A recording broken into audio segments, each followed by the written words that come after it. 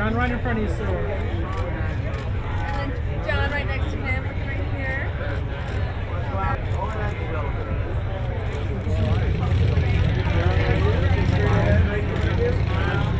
Don't cross. And right in front of you. Give me a smile. My grandfather told me all about this. Yeah?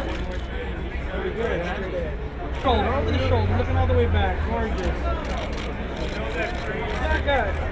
Block it right up here.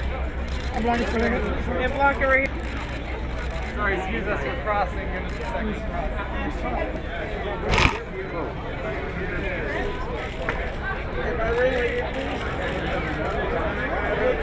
And one more time this way.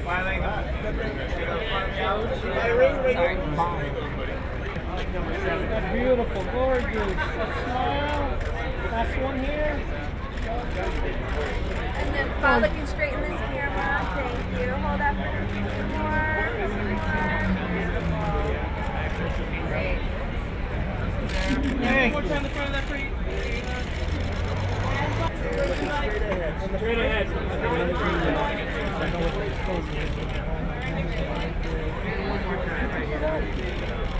Let me see that sign. Nick, right next to him, buddy. That smile. Thank you, sir. And then Nick, let's get a few looking right here. Awesome. Couple more. Great. Nick, one last time. Looking back here, buddy. Thank you. And one more time, right here. Layla, let's get you in front of that one, please. Looking straight ahead here for us. That smile. Smile. Thank you, Layla. And then right here, listen to this camera. Hey, Jeffrey. Hold up. A few more. Couple What you more. said? Everyone needs to get. That's the song you're telling me about. Beautiful smile. I can. Still with me here. Thank you. And then listen right here. Thank you. Hold up for a few more. Couple more sit-ups. Thank you.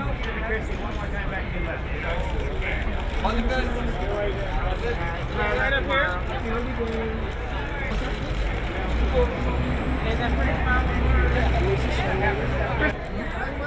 Thank you, And sir. then Dennis right here. And away. Dennis, one more straight ahead. Dennis, turn your shoulders here, sir. That's involved. Sorry, give us a second. Excuse us. Thank And you. then right next to him. Oh, hold on. Oh, it's okay. Yep, perfect. Awesome. TV right here. Hold for a few more. Awesome. Thank you. Hold up for a few more. Cool. A couple more. Thank you. Sir, right here. That smile. How are you? Thanks. How you doing? Good seeing you. Together to your right, too. And one more time, come on back. There you go, right there. There you go. And then when he's done, one more time to your left. One last one this way, sir. One is right there. Sam, those eyes right here, sir. Sam, right next to him. And then Sam, straight ahead right down here. Thanks. Hold up for a couple more. Folks, one last time, right in front of you. Thank you. Thank you. Sam, any chance we can get one by yourself? Yes, One sir. by Can we Sam. get a single, sir? Sam, one by yourself. And Mr. Mendes, the other guys right here. Come to your left, sir. And one last time, guys, those lovely smiles. Sam, looking back to your left, sir. Come on your left. Shoot this guy, guys. Andrew, right on the one. Right there on the one. Right there on the one. Perfect. One more time, Andrew, right here. Moriarty up top. Moriarty, right here. Girl, what?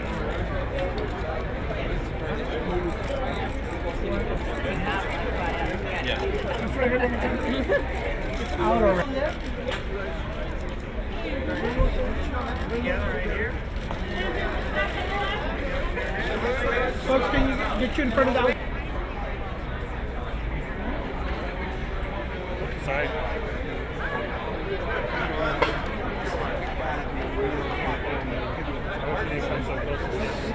So there you go. See, you're wondering who's going to see it opens up first.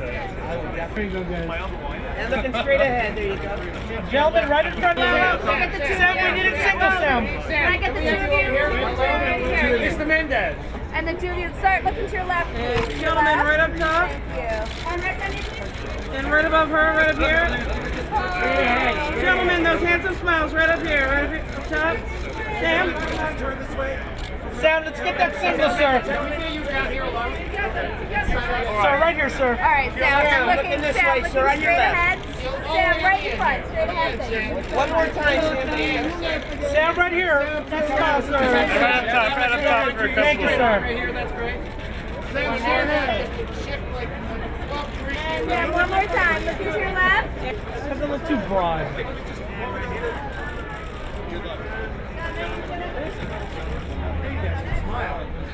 Guys, can we get you on this one here, please? And looking straight ahead. Guys, one time right here. Smile. The left side, too. And right in front of you. Turn a little bit towards it. Go left, go left. More time, young man. Brian, right in front of you, sir. Oh, hang on a minute. George, turn the roll. George, right, everybody. There you go. Right down. Hold that one down. Hey, George, to your right, sir. To your right, George. Bring your head down again. There you go. George, right on your right, sir. On your right. One more smile this way, sir. One more time. George, one more time. And George. Looking right over One more here, time, right here. George, to your right, sir. George, straight ahead. Right down the center here, thank you. And one last time, sir, on your left. George, just got one more time, right in front. George, George, chin one down, more buddy. time, right in front. George, right in chin front. down to your left. George, right in front of you, sir. George, right in front.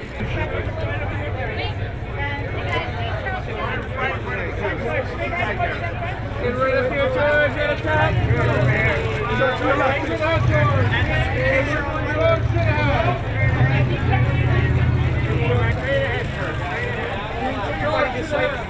Looking this way. Keep coming, D, to your right. One more time, buddy. There you D, go. to your right. To your left, one time. Let's get you looking right here, right in front. Straight ahead, dead front. Gentlemen, up top. Guys, can you come to your left? Gentlemen. Turn back to your left side, please. And George, D. Gentlemen, right up here. All the way to your left. Right up top, gentlemen. And George, right down below. Guys, can you turn both of you? Gentlemen, George, just come down.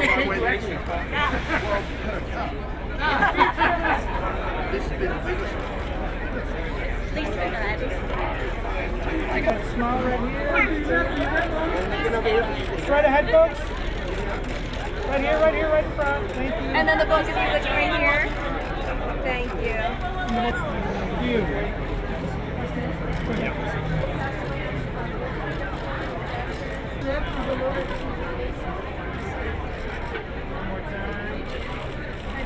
Right next Superman thing going on. Thank you, And then guys. right down the center, right here. Pull that for Guys, straight ahead. Together. Forward. And then right down the center here, right down the center. Thanks. On your right. If I could spend money on that.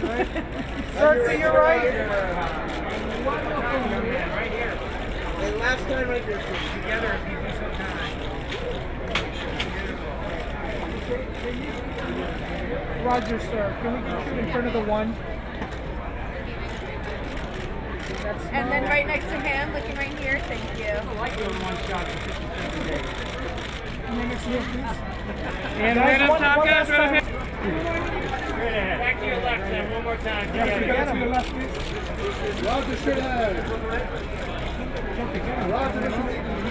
So tell me, I mean, how did this collaboration with Sam Mendes come about? So Sam and I had worked together a couple of times before on scripts that hadn't gone for sort of rights issues. So one day he phones me up, I'm writing in my pajamas, I get a call from Sam Mendes, and yeah, a few months later I end up here. I mean, but this film was so challenging. What are the major challenges that you guys tackled while writing? I mean, the hardest part of writing this is it's a script in real time. So in a way, as a writer, you have to disappear. You have to not appear as the author in it. And so it's very tricky to carve a narrative out that doesn't feel like there's someone's hand at work. So you don't have exposition. And then also we had to write it like it was one shot, which was not as tricky as shooting it as one shot, but it wasn't easy. And there's so much emotion. It's so visceral. Why was that important, and how did you bring that about? I mean, well, I feel like the most important part of any film is the characters and the emotions that they bring, and war is obviously a very visceral subject. And I did a lot of research in the First World War. I went to France, I read a lot of first-hand accounts, and I was just trying to capture what those young men went through. That's amazing. So what do you hope the viewers will take from this movie?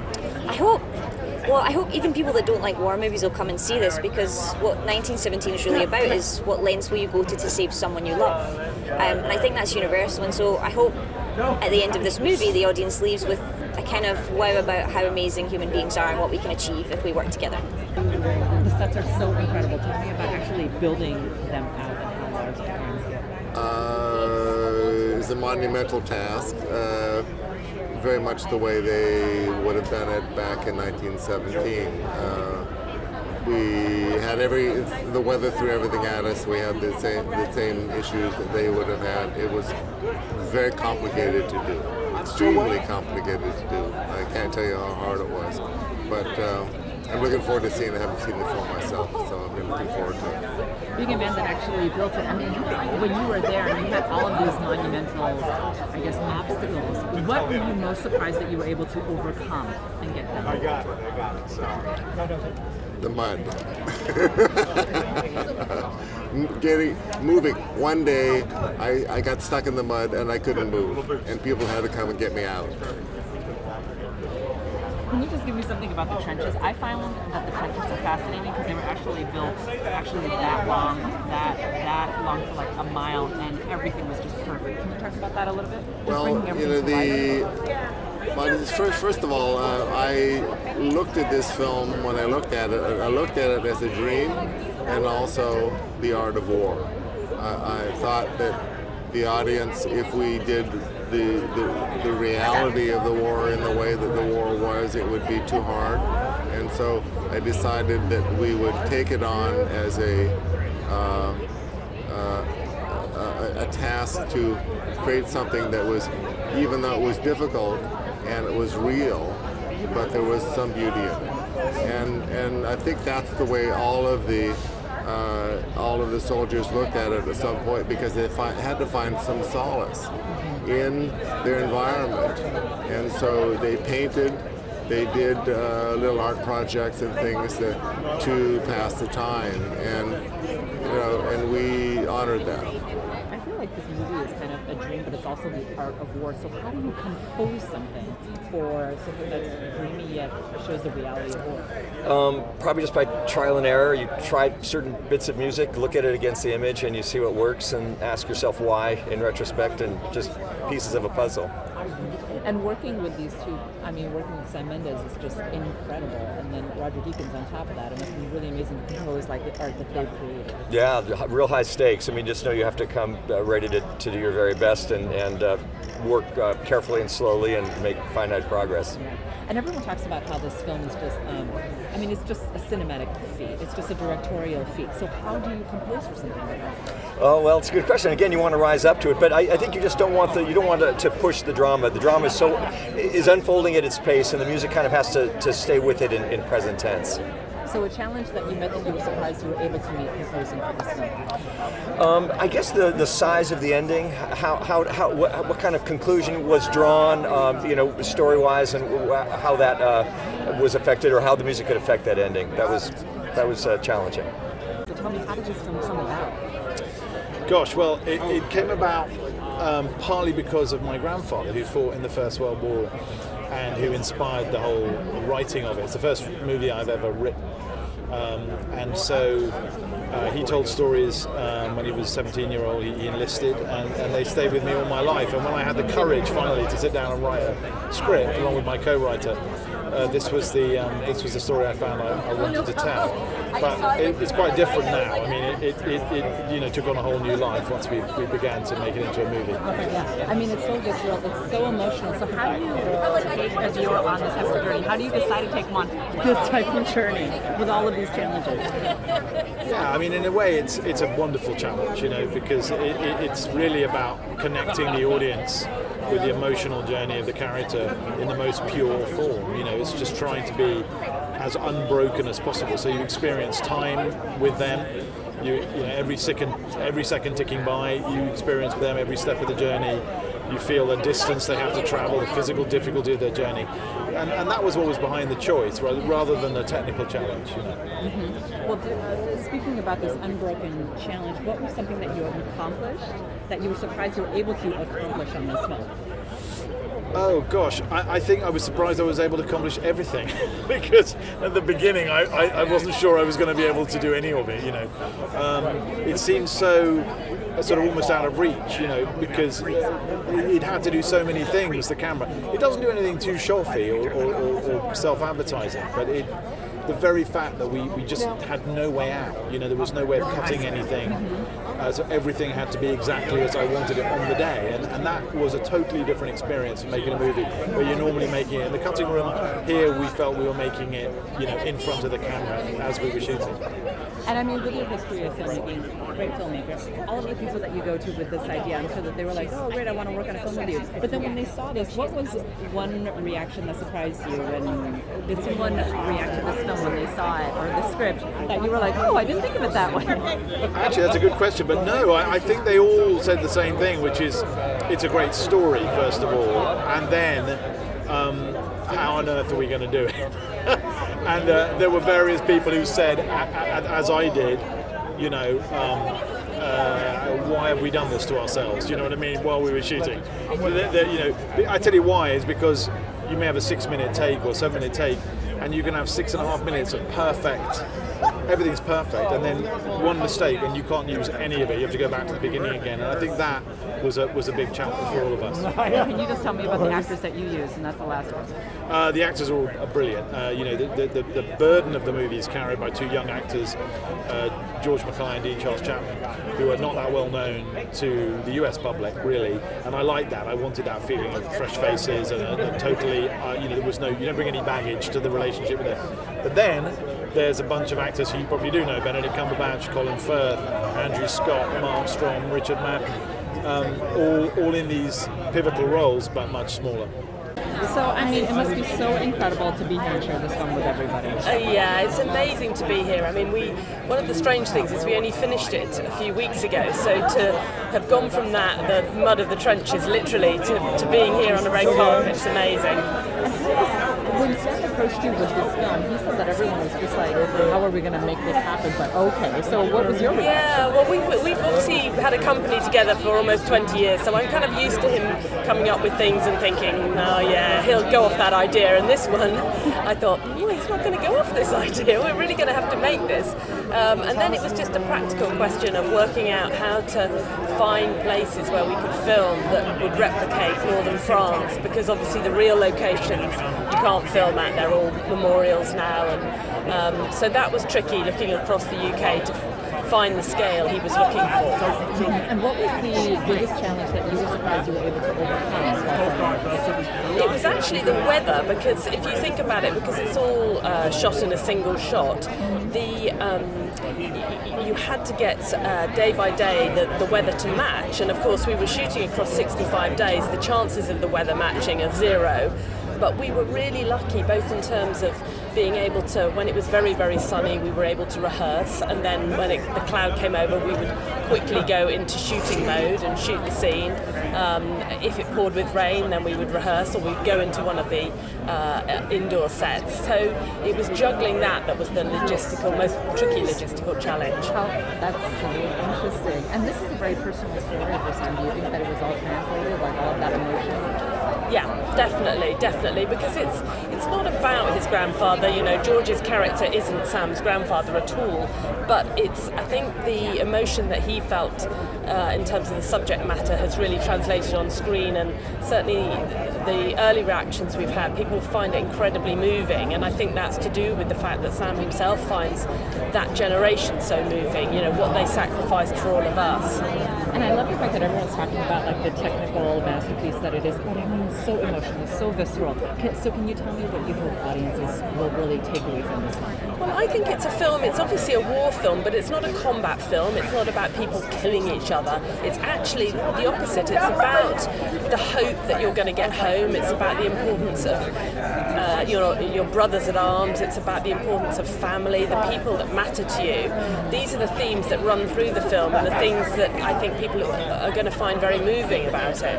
I mean, being in a film like this, there must have been so many great moments. Yeah, there were. I only have a little bit to do in the film, so hey, buddy, looking sharp. I'm excited for you. I think a little bit is a lot.